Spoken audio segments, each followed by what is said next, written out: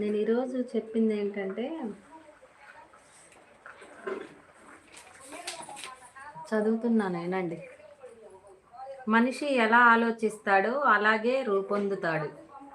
ఏ ఏ వస్తువుల గురించి ఆలోచిస్తామో, చింతన చేస్తామో అవి మనకు దగ్గరకు వచ్చి తీరుతాయి. కనుక మనం పొందాలనుకున్న వాటిని గురించే ఎల్లప్పుడూ ఆలోచించాలి. ఈ ఆలోచనలు నిర్మలం చేసే 2 గొప్ప గుణాలను మన శాస్త్రాలు ప్రశంసించాయి. అవి దయ, క్షమ. దయ వలన ఆలోచనలకు నిర్మలత్వం వస్తుంది. క్షమ వలన నిర్మలత్వానికి స్థిరత్వం వస్తుంది. దయ, క్షమ అనే భావములు లేకుండా ఎవరికి ఎన్నడూ శాంతి లభించదు. వర్క్ చేస్తున్నా, లైవ్ చూస్తున్నా. గ్రేట్ రమేష్. సదాలోచన, సద్భావన ఇవే మన సంపదలు.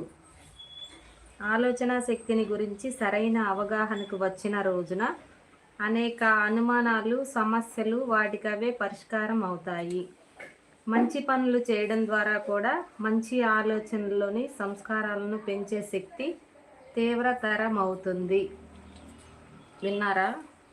ఏంటంట మంచి పనులు చేయడం ద్వారా, నోట్ దిస్ పాయింట్ అన్నమాట. మంచి పనులు చేయడం ద్వారా కూడా మంచి ఆలోచనలోని సంస్కారాలను పెంచే శక్తి తీవ్రతరమవుతుంది.